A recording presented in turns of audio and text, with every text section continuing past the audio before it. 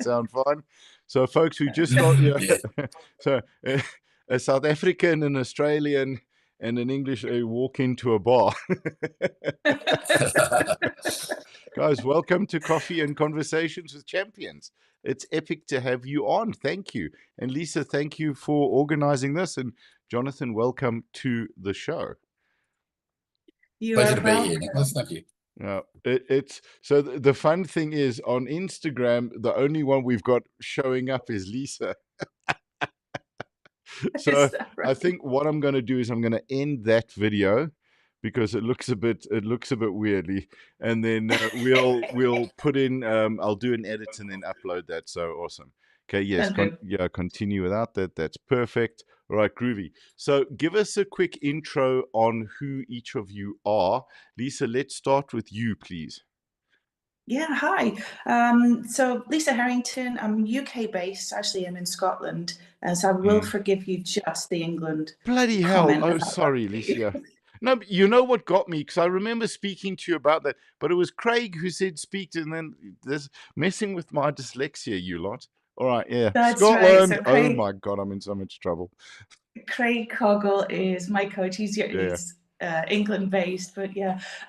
So I mean, Nicholas, we met in South Africa. We actually spoke beforehand. That was brilliant. And I mentioned briefly on the podcast then that I had got into lifting when I was in Australia, on the advice of my breast cancer surgeon, who said it's the best thing for you. Go in, lift heavy. So then COVID hit. I wasn't able to do anything. Got myself back to the UK, got a job, and met Jonathan. Jonathan was my manager for a couple of years. Sorry, I had to do that. Yeah, and honestly, just the best thing for my brain was just to be around an Aussie who understood the vernacular, because I'd been there forever, and just somebody who it was just a safe place for a long time. And I don't know if everybody else in lifting does this, but when you look at somebody, you start to look at them in terms of lever length, and you think, he'd be a really good lifter. And I suggested it, and he's like, nah. So I bought him some wrist straps for Christmas, still nothing. Anyway, we went our separate ways, and I've been lifting since, and like I said, caught up with you in South Africa and had the best time. You were just such a good MC, such a gracious host. It was fabulous. Loved it. Thank you. And now back in the UK, training hard for the next one, hopefully. Yeah. Cape Town.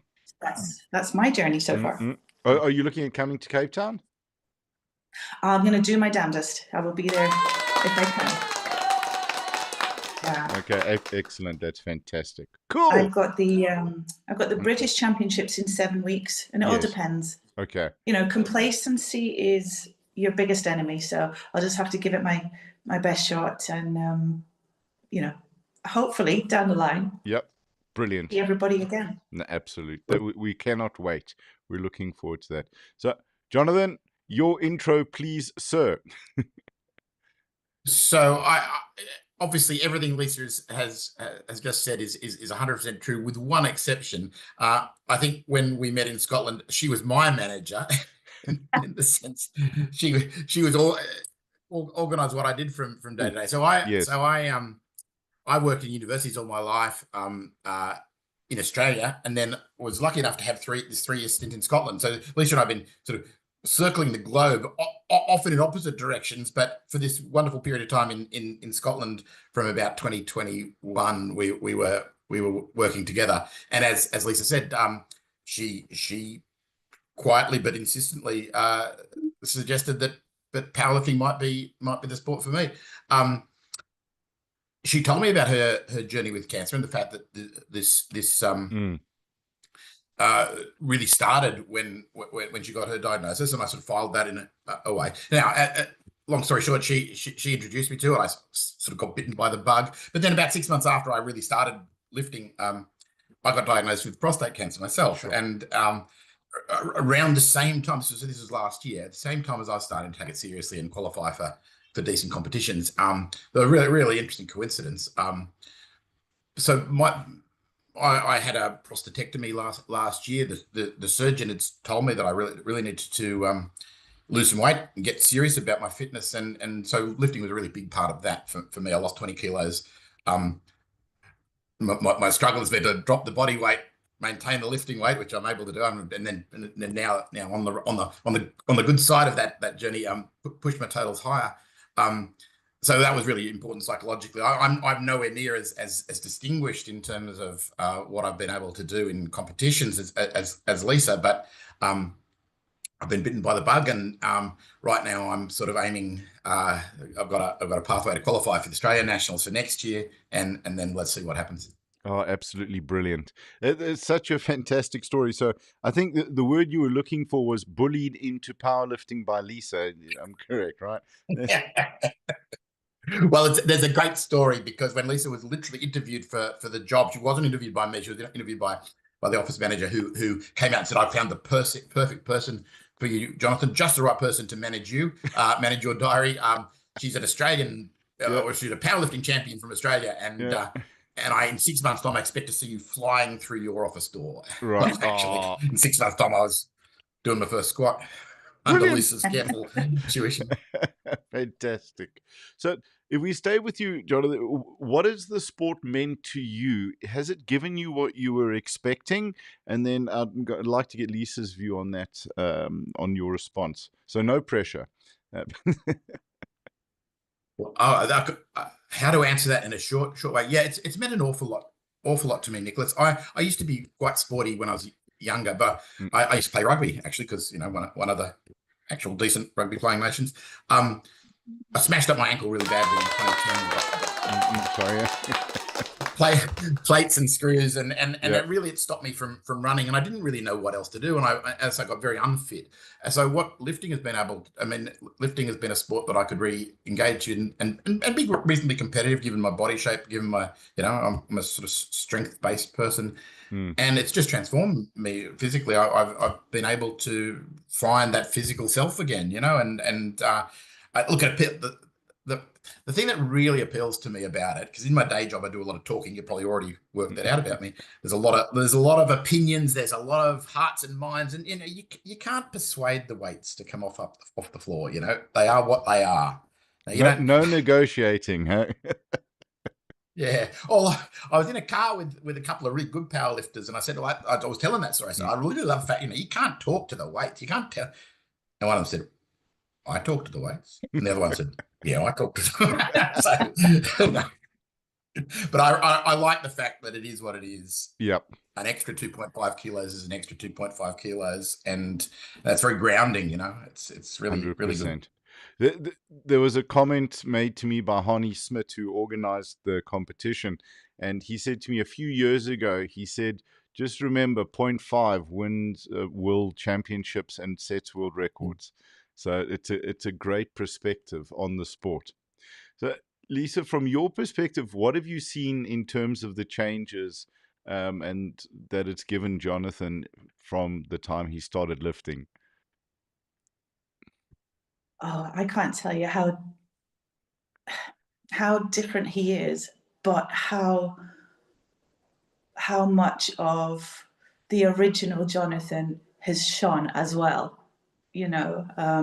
It's something that might, it definitely makes me emotional when I think about it, because when I met him, and he still is like this, is for everybody else. That's how he thinks. He never thinks about what's good for himself. And I knew through lifting that you can still do something 100% for yourself, and it give you everything you need for everybody else. Sure. And I've seen that journey for him. I've seen him just go from somebody who never took a moment for himself, and it did, he paid the price physically and mentally for it.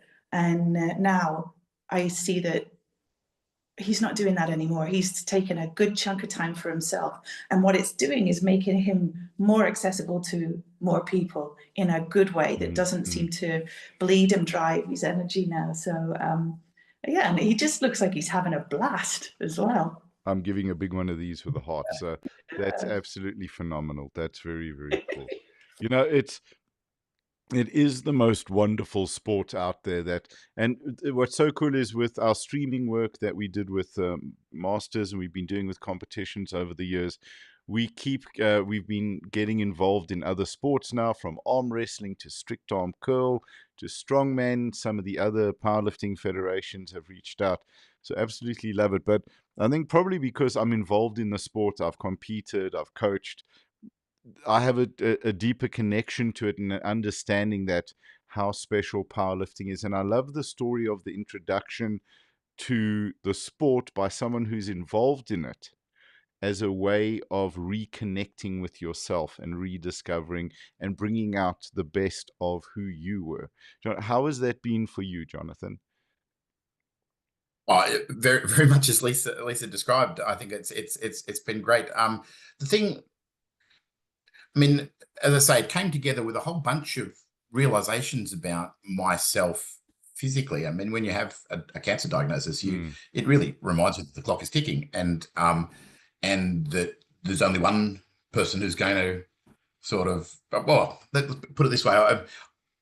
I sat down to have a negotiation with my body about how we're going to spend the next 20, 30 years together. Yep. and lifting has been a really critical part of that. It's been nothing. I've been started running as well because I need to get the cardio up. Am I allowed to mention cardio on the podcast? For sure. You mean loading plates, right? But the thing, perhaps the unexpected thing about the sport that I really love is the community. It really is very, very supportive. Now, of course, it is you against the weight, and in masters lifting, it's you against the weight against the years too. Yep. So in a sense, everyone is supporting each other in a way that it was a bit unexpected, if I may say, and that's been really, really positive. That speaks to what Lisa was saying about, it is about yourself, but it's about finding a mental and physical place in which you can then be your best self for other people, and that's been my experience. It's been about finding out, how to be well, and then be well at work and in your family life and so on.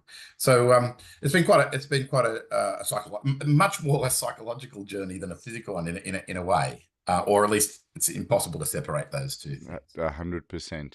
I think with I love what you said. It's like you versus the weight versus the years versus shopping for lotions and ointments that you can use in terms of what's on the WADA list for your aches and pains from deep heat and your stuff. And should I look at yoga? Maybe Pilates might help. I need a good chiro. So those are all the wonderful benefits. Tell us about your first competition. So I know Lisa had this question from me as well. It's one of my favorite questions. What was your first comp like? Well, my first ever competition was with Paisley Barbell. Lisa's got the shirt. Lisa sort of dragged me down to. Brilliant. It was an unsanctioned, but novice comp, and it was, and I think I learned how to bench press about 4 weeks before. Again, Lisa had taken me to the gym and shown me sort of basically where to lie. But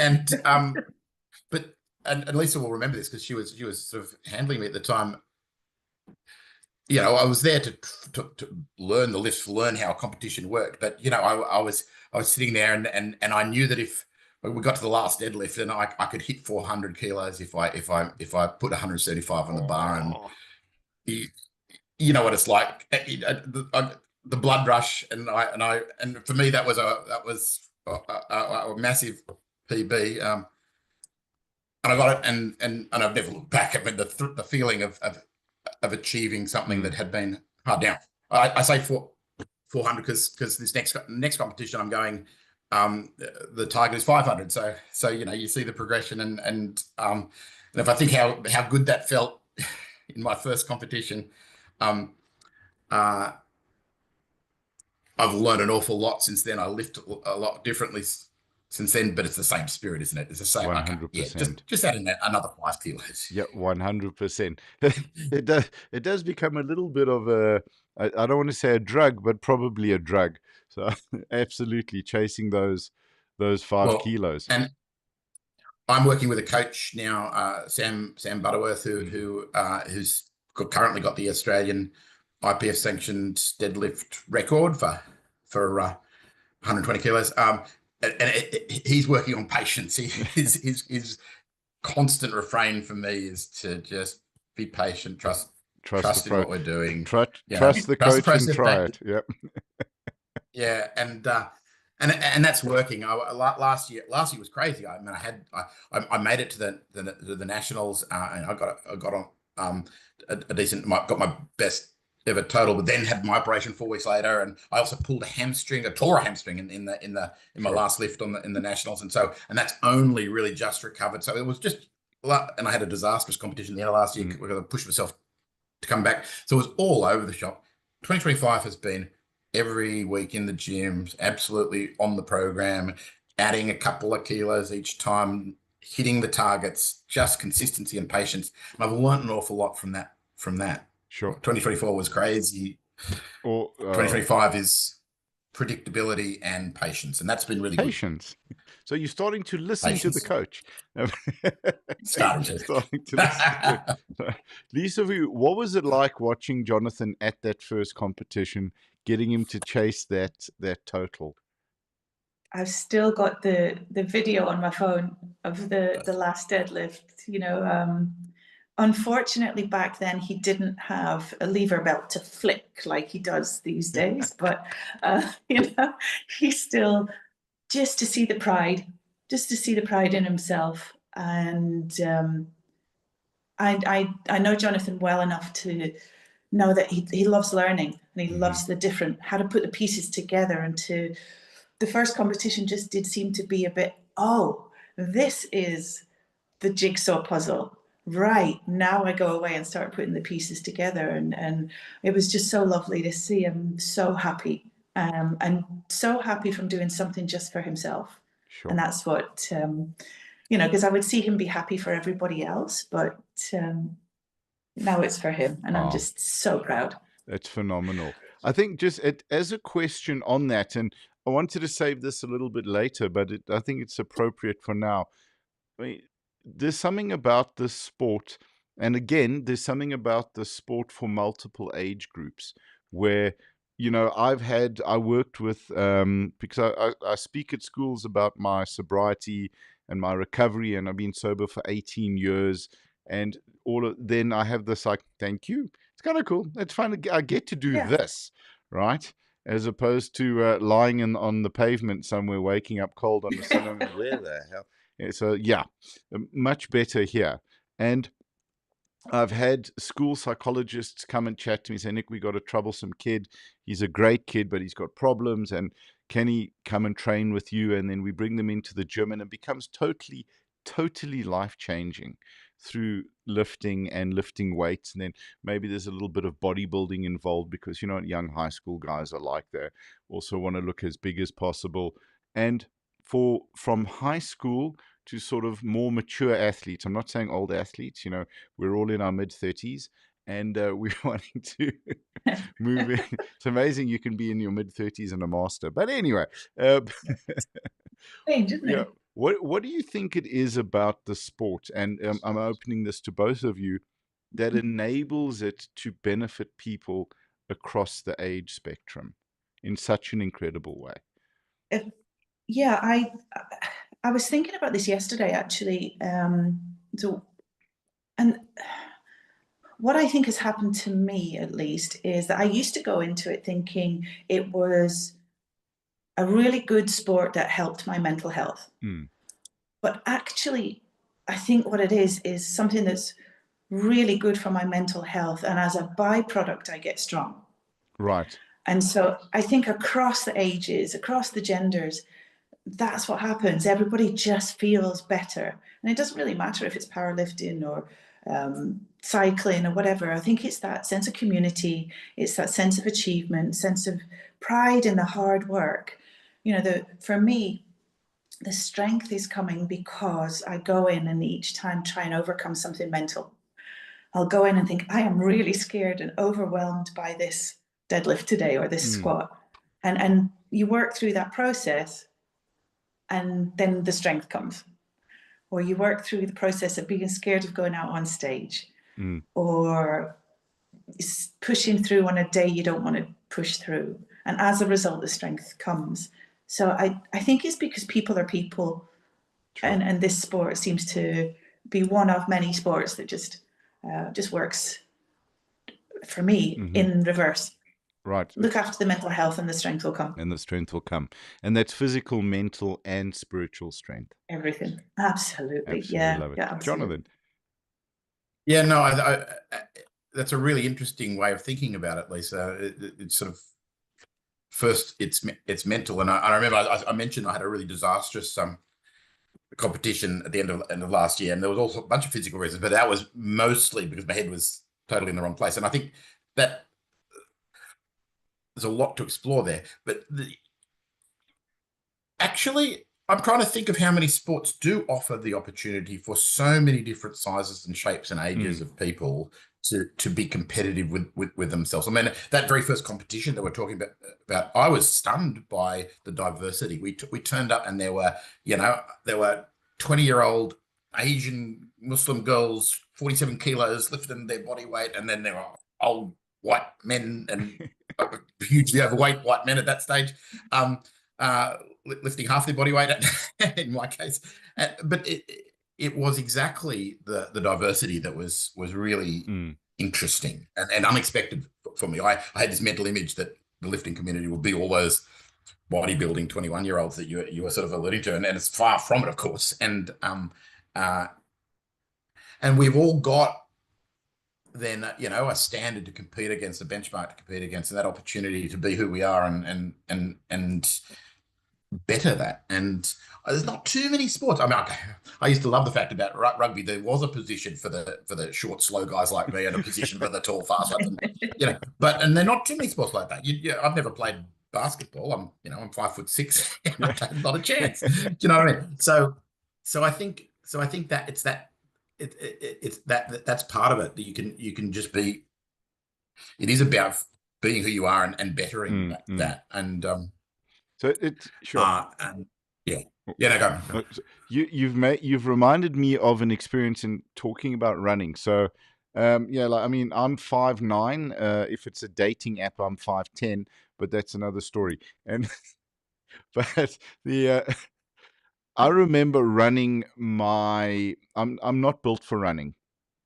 I can sprint, but I'm short levers, as you were alluding to, short arms, great for bench press, terrible for deadlift, great for jiu-jitsu, terrible for boxing, and all of these things. And I think it was in standard 7, so my second year in high school, I ran in the school cross country.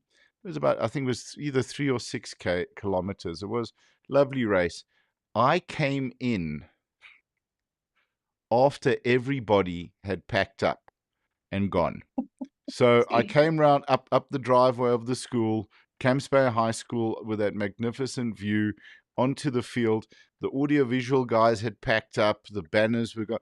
And I just thought to myself, like, sure. I had an understanding, like, okay, I'm not a runner, but like nobody even bothered to check, I could be lying dead in a field somewhere with clean underwear on, obviously, because, but it's just like, that really wasn't a sport for me. And within powerlifting and chatting to the arm wrestling guys, you need to have a certain level of skill and ability to compete. Strict arm curl, maybe not so much, but with our sport, if you're lifting 25 kilos, on a bench press, and 25 kilos on the squat, and maybe a little bit more on the deadlift, and I think every club comp will accommodate you for some way. They'll put blocks there that it's just the bar, or, you're lifting a broomstick. You can participate.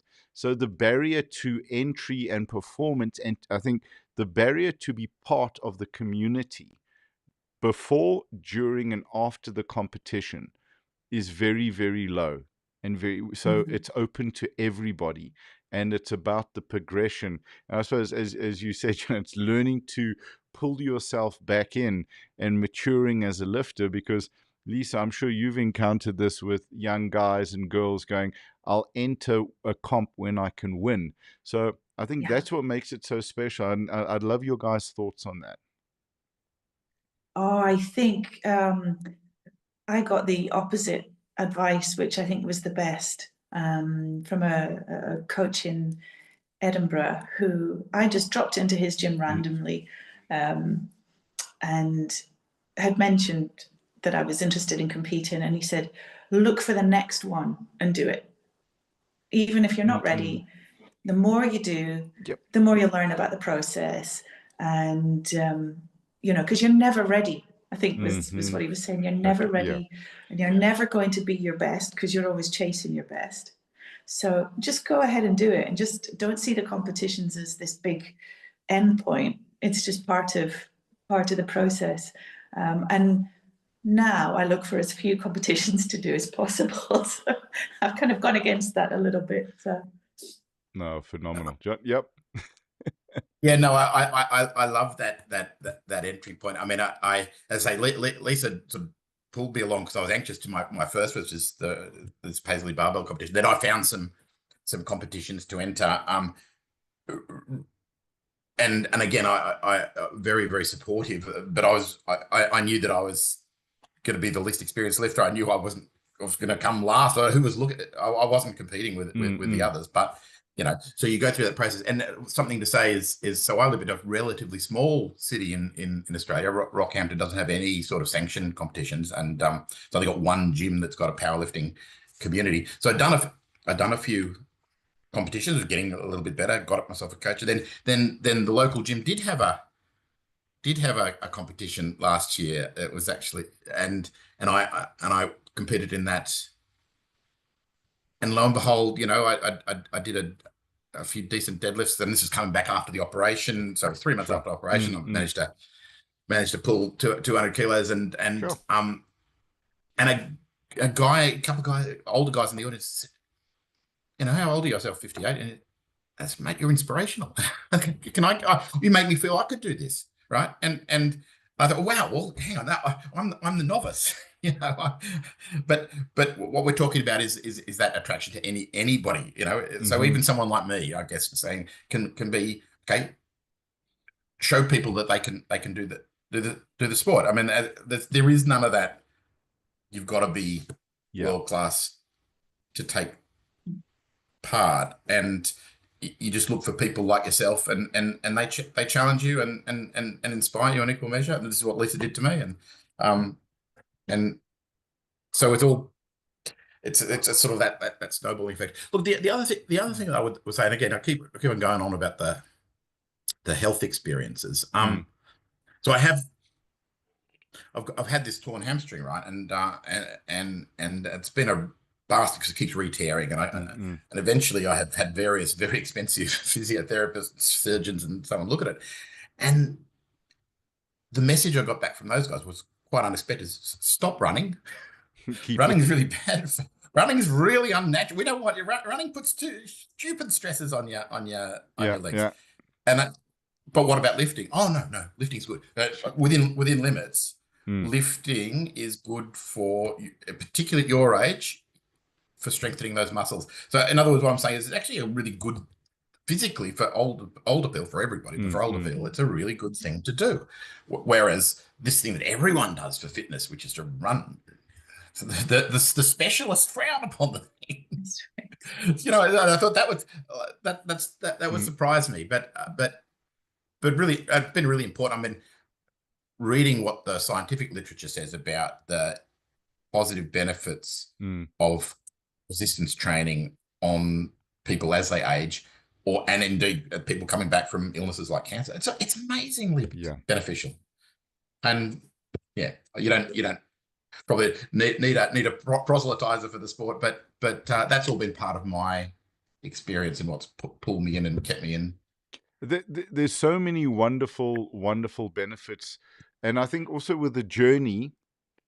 And I'd like to get both of your views on this as well, because with the journey of powerlifting, you start out as a young lifter. I mean, young in terms of your career, and you know, maybe your diet's not 100% dialed in. When you're coming from a cancer diagnosis, you have to be a little bit more cognitive of that.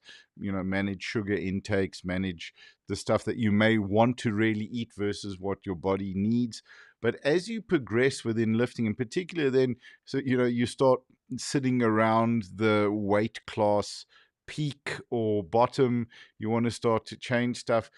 The more time we spend in the sport, the better we take care of our bodies in terms of our sleep, our recovery, our hydration, our nutrition, our mental health, and understanding what's going on. Like, you know, it can be as simple as this weight is messing with me, because chatting to athletes and being there myself, I think for 3 years, because of, and it was a physiological and a psychological strain as well, I couldn't break 125 kilo squat or deadlift, but I was benching 165. So you can imagine how I was driving my coach absolutely insane. But that was just, there was so much personal stuff going on in my life that the body, that my back would go because there were old issues there, and I just couldn't get past that weight. And it becomes, that number becomes terrifying. And when you speak to lifters, they can help you break through that. If you've got a great coach who's swapping weights that you don't know, you break through that without realizing it. So there's all of these benefits. And I just wanted to, the question really is, do you think your progression in your powerlifting career teaches you to look after yourself better and give yourself more of what you need as you move towards maybe like from an amateur athlete to a professional athlete status? I think it's made me quite selfish in that way, but unapologetically selfish. You know, I have a program each week, and I have a goal for the year. And I think without the goal, I'd be struggling. I'd be a little bit, you know, I'd struggle in the gym as to what to do or where my headspace would be. But you've got a nice chunky goal at the end of the year that you've got to work towards. And the appeal for going off the rails or starting down a path that is going to be difficult to come back from, there's no appeal anymore. You know, so you're very selfish about, no, I don't want to go out and have lots of drinks anymore. No, I don't want to eat stuff that's horrifically bad for me, or just sit in for weekend after weekend and watch TV and eat lots of food, because you've got that end goal in mind. And I will say I've lost some people from my life as a result, and I don't miss them, because I've, you know, I just feel so much better. And again, it's not necessarily about the lifting. It's about, I get plenty of sleep. Said to Nicholas, I'm an early riser still. I think that comes from living in Australia as well. You just get up at 5 o'clock before the heat. But I do that now anyway. Eating better, sleeping better. I don't drink. Maybe if I was going around to Jonathan's for Christmas, that would be different. We did have a few. But yeah, just it's everything. And it makes you be able to look at a situation that sometimes would be bad for you and give you a real good reason not to do that. Phenomenal. And I like it for that. Love it. Love it. When you nailed it, Lisa. I mean, before I started lifting, my only dietary decision was, do I open the second bottle of wine? And the answer was almost always yes. My whole diet has changed in time. And now I'm sitting there scrutinizing the kilojoule the level of a particular brand of protein water, thinking, can I add this one? No. It's changed exactly as Lisa said. I've got an incentive now to, you know, I'm not really interested. I wasn't really interested in looking after my body for the sake of looking after my body, and there's probably a whole lot of psychological stuff about that which needs to be unpacked or not. I'm interested in looking after a body now because I want to lift 210 kilos in three weeks, and if I stuff it up, then I won't be able to do that. So that incentive is absolutely there. Love it. It's an amazing transformation. I will say though that strangely for me, even though I'm eating better, sleeping better, I'm heavier than I've ever been, and I don't care. I really don't care. As a female, when you start to look after how you perform versus how you look, your headspace just changes. You know, so I do eat a lot more than probably I should, but it's a better stuff. Yeah. And I would be a lot lighter if I wasn't lifting. But it's so easy now to kind of ward off that negativity when people would throw in a comment or give you a look, or you know, I went to help set up the gym yesterday, and then I went to the supermarket after, and inevitably got some strange looks, and it just brushes off. Whereas when I was a 20-year-old worried about being skinny, that would have set me back. And now it's so freeing to not care about how people perceive you physically. It's so great. They look. That is, of course. So go for it, John. Yep. I was just going to say that it's obviously men and women experience the world differently like that. To some extent, I've got a real incentive to lose weight, which is because I need to be under 93 kilos simply because the M3 105 kilo Aussie is the world champion. I'm not going anywhere near him. So I'm set to stay under 93. Thank you very much, which is a very soft division. But it's good for me to be under 90 kilos, under 93 kilos. Yeah, but there's two phenomenal points there. And I think it's like, and we sort of started discussing that, Jonathan, in terms of your first competition, where you go to the supermarket and people are looking at you, or we assume they're looking at you, you know, for their weight, and you're looking at them for their levers. So our perspective changes, because it does. It comes down to, like, I had lunch with a mate of mine, who is, he's a cardio guy, a runner. He used to train with us, and he looked at me and said, "Geez, Nick, you know, aren't you too fat to run a gym?" You know, as a joke, right? And I just thought to him, you know, like yeah, aren't you too weak to carry your kids? And you know, he's like, oh, you know, so especially where you're chasing the weight that's on the bar, you're chasing totals, you're chasing numbers that benefit you, and actually, in reality, if we strip it all out, mean something, because the numbers that we focus on are they allude to our capacity. The numbers on the scale allude to nothing. They're just that you're going to be a specific image based on what society is. And, you know, there was a wonderful picture. I think she was an Iranian princess in the 1880s, like short, quite a large girl, sort of with a unibrow, and in modern terms, not attractive, but culturally then, guys were committing suicide because she turned them down. You know, she was what society saw in that region of the world as the most beautiful thing in the world.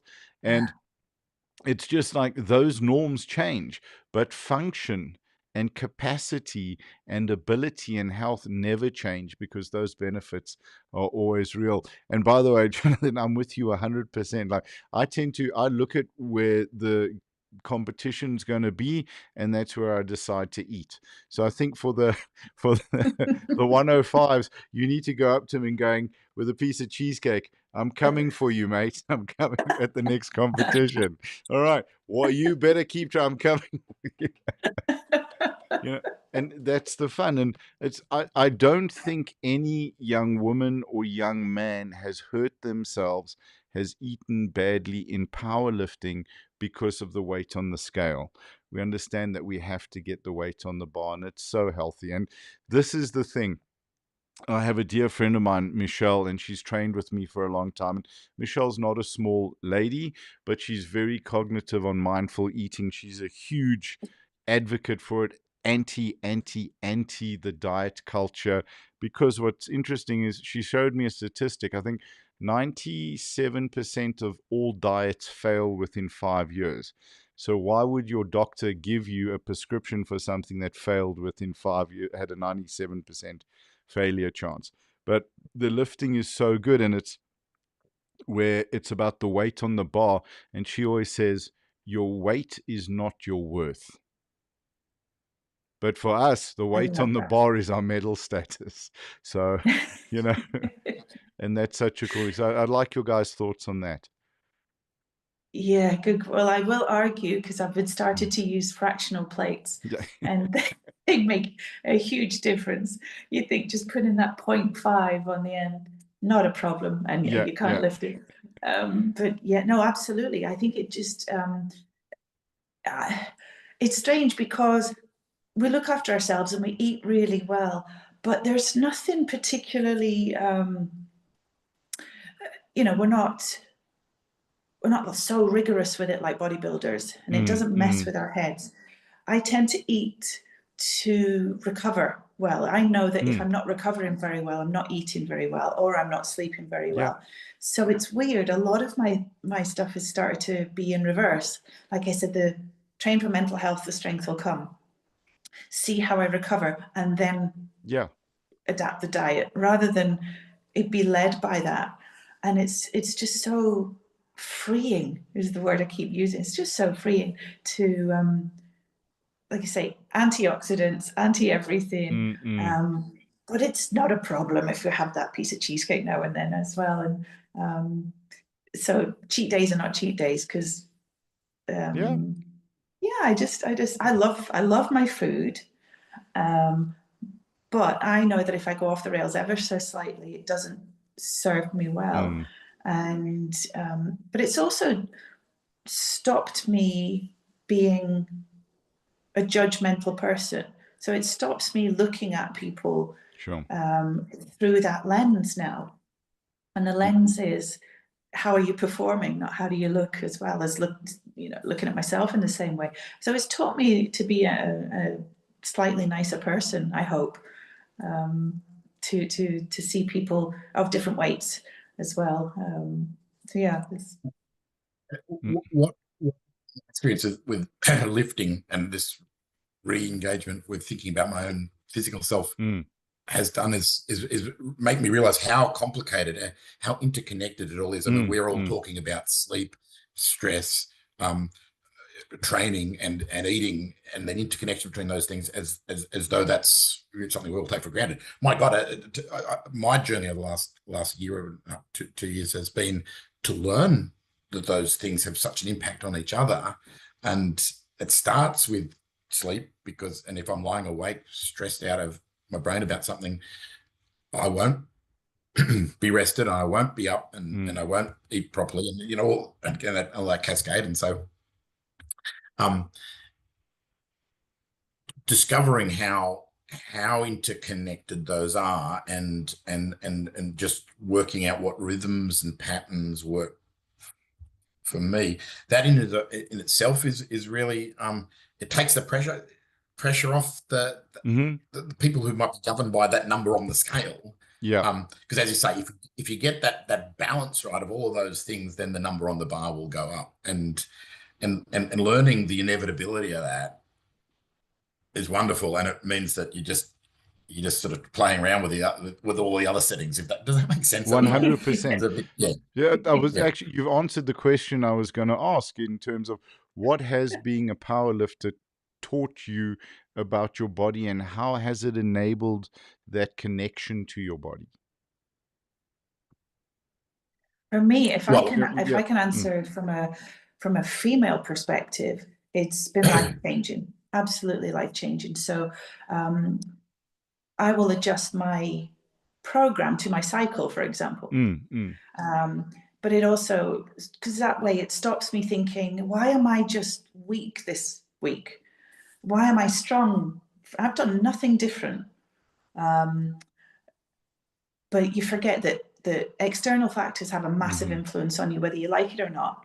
And it's just really nice, like Jonathan mentioned, that kind of that cycle and that ebb and flow of life, and how you can become the thing that's rooted at that point, the thing that's anchored, and everything else is just kind of information at that point. 100%. And I think that's been so helpful to me. Instead of thinking the negative all the time, think, this is just what it is this week.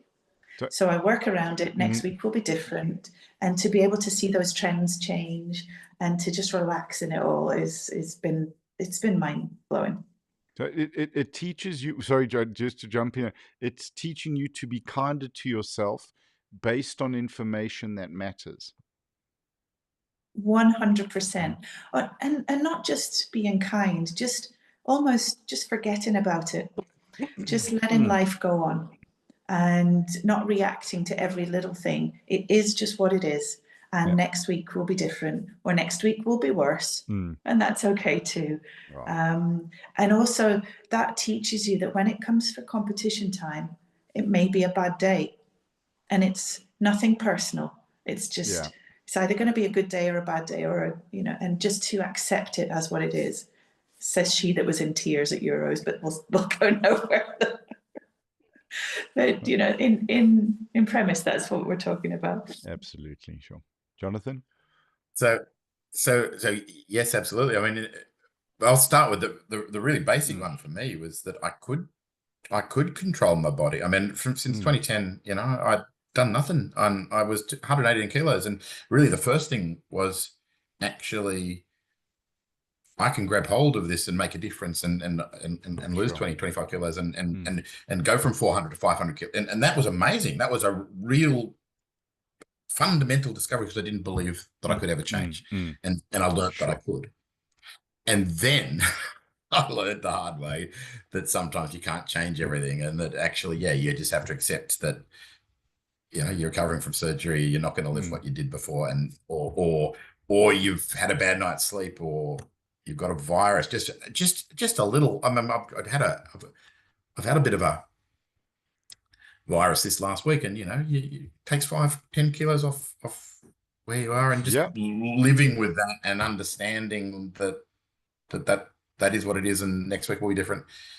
This is what Lisa was saying. So all of those realizations, you sort of grounding your sense of who you are in the world, if that makes sense. You're actually you think, these are the things I can change, these are the things I can't change, and this is all real. It's not fantasy. It's measurable. It's tactile. And for somebody who mentally can get swept up in how I would want the world to be or how I fear the world to be, it's really good to have a connection with how the world actually is. Right. Yep. That's 100%.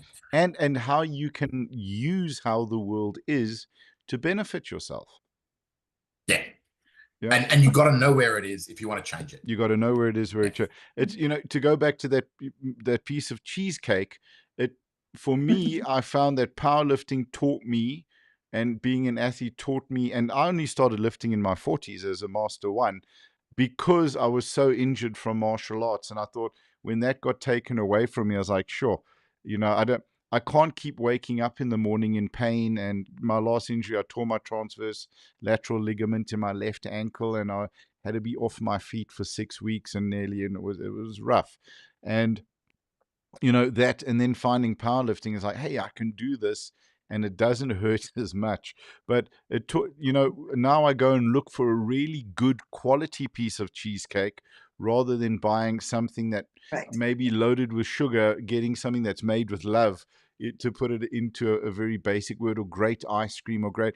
And then you understand, okay, I'll have the cheesecake and I'll follow that with a bench session the next day, not a deadlift or squat session, because of the performance. But suddenly if I wake up feeling terrible and the performance is terrible, I go, okay, I'm not going to try that again.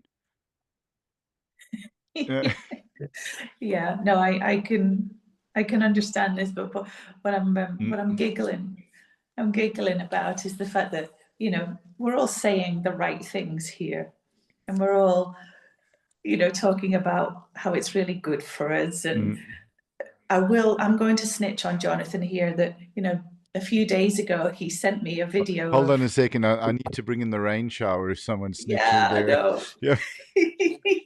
He sent me a video of his top set at deadlift and was like, beat this. Yeah. and I'm gonna, And so as much as we talk about, we'll do the right thing and we'll cheat here and we'll cheat there, we're all normal kind of competitive beings, and it's it was fabulous because it gives you that inspiration as well. But we're behind closed doors, we're shocking. We are really bad. I've got 185 tomorrow, Lisa. Just saying. So just bear in mind, you're talking to a young man who had his max competition deadlift at 195 in Morocco in 2016, 2015. And I won gold, which was great. It's great to win gold Well for your done. country. Thank you.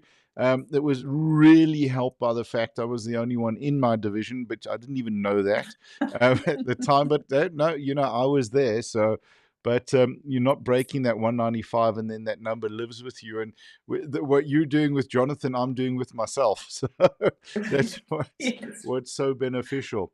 You know, it's amazing chatting to both of you guys who are survivors, chatting to Petter later today, I think in an hour's time after we're done. And I had a dear friend of mine, Andrea Magni, she was visiting South Africa from Boston, and she's a survivor, and she's very involved with cancer survivors, with breast cancer survivors in particular.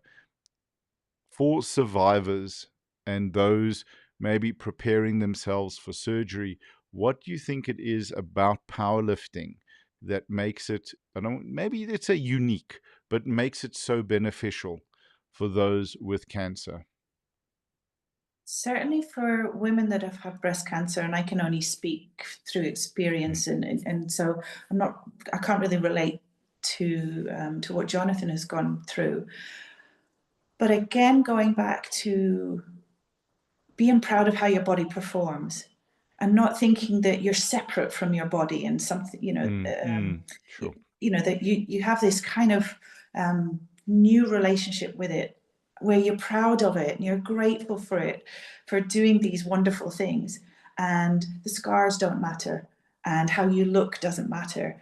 And I just feel that when you go, it's something that will help you get through the journey, but it's also something that becomes part of the legacy, because you think without that awful disease, I probably wouldn't be in this situation lifting like I am. Because the strength it gives you, the way that you then have to look at your body, the way you then have to look after your body, all changes. And I was lucky enough to have the two things happen at the same time. Right. And transformational. So having that disease, but then again having the surgeon to guide me through, to say, no, this is the way forward. This will not only help you physically, Sure. Physiologically, mentally, but it'll give you something to focus on. It'll give you something to be proud of, and you'll forget. And you forget. Wow. It's been fantastic, and without cancer I wouldn't be lifting, and without that is such a gift, which is so strange.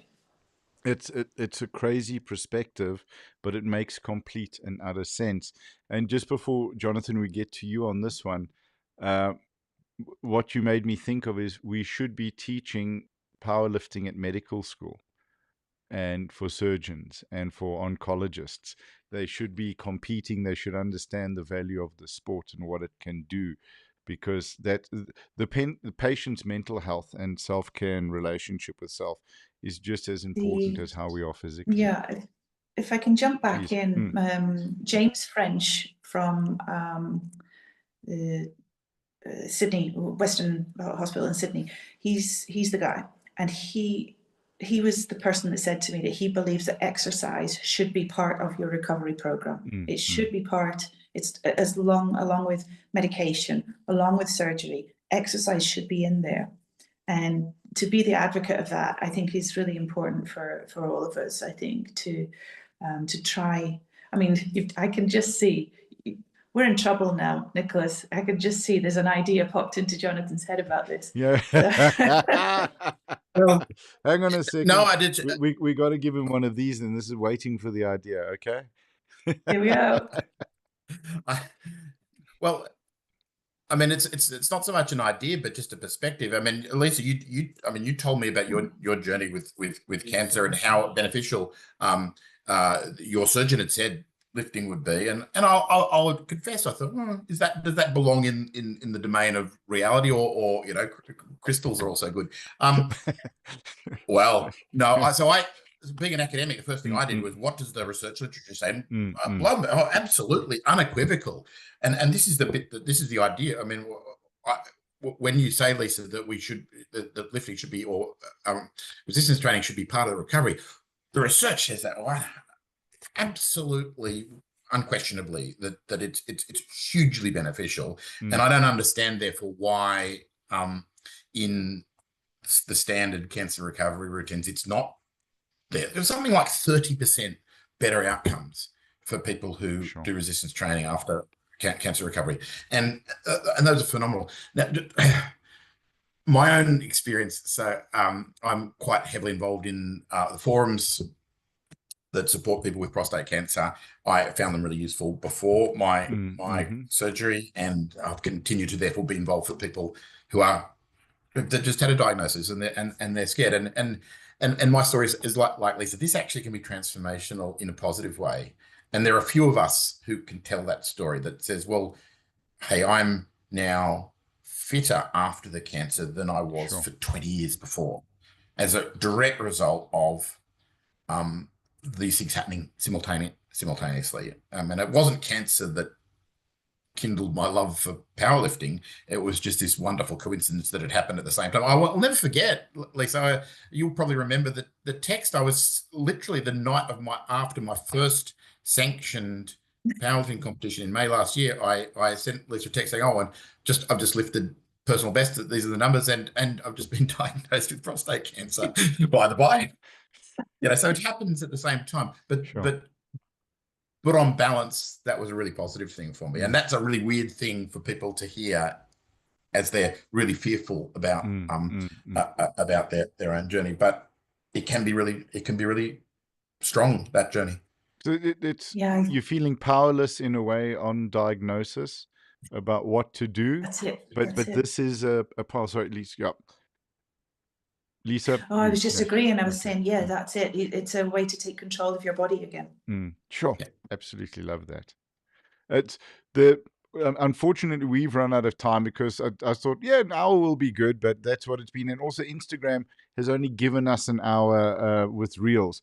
But it's been phenomenal chatting with you, and I'd love to invite you guys back. I'd love to also maybe get Petter on some other lifters that have had an experience and that are survivors, because I just think it's vital that, I had a really challenging childhood, and my late mom was a drug addict. She took her own life when she was 40. My stepdad took his life in front of me when I was 4 years old. I started drinking when I was 9 years old, and I drank until the age of 36. In those positions, you feel completely powerless because you don't have a clue, because the tool you pick up to help you cope and deal is the thing that's actually doing the most damage. And you have to switch. So now I have this incredible gift and opportunity and blessing to have wonderful conversations with people that are living what they're talking about. And I know that will be beneficial to people who listen to it, who may be feeling powerless, who may have a friend or a relative who are feeling powerless, or themselves. And this is an opportunity to say, you know what? There's an amazing community that you can join. These are the health benefits. It's proven. And you can start off with a broomstick or just rocking up at the gym, and talking to people. So I'm so grateful for what you shared. Lisa, thank you for bringing Jonathan on. Thank you for the bullying, getting him into the sport, getting him onto the podcast. And I'm just grateful. And would you guys be happy to come back? Can we reschedule another chat? I'd be more than happy. I think I've got an even better idea. If so, one of our goals together is to see each other again in Nevada. Okay. At the World. Huh? So that would be nice. That's going to kind of close the loop. But yes, meantime, I'd be more than happy to chat too. Oh, fantastic. Guys, thank you. Is there anything? So, usually I have to rush because I know my client's going to be sitting at the gym going, okay, fine. But no, and I'm going to save those for our next conversation. But I just wanted to finish on, what is your favorite thing about powerlifting?